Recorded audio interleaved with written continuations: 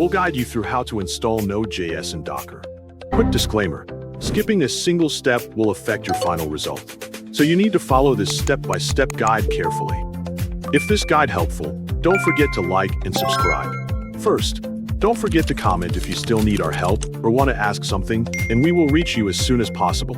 Second, start by opening your preferred code editor on your computer to set up your project. Create a brand new project folder where you can keep all your files organized. Inside this folder, create a new file and name it app.js. Open that file and write a simple test script, specifically a line that will console log the message hello from isolated node.js to the terminal.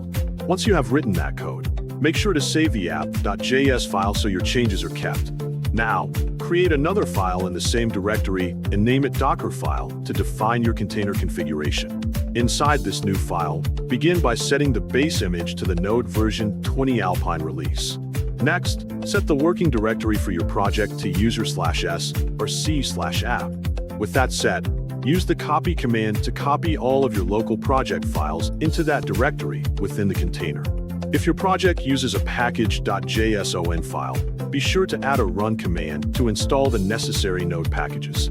After that, set the default startup command by instructing the container to run your Node application using the app.js file when it launches. Save the Docker file with all of these instructions included. Open a terminal window directly within your project folder so you can execute the final steps.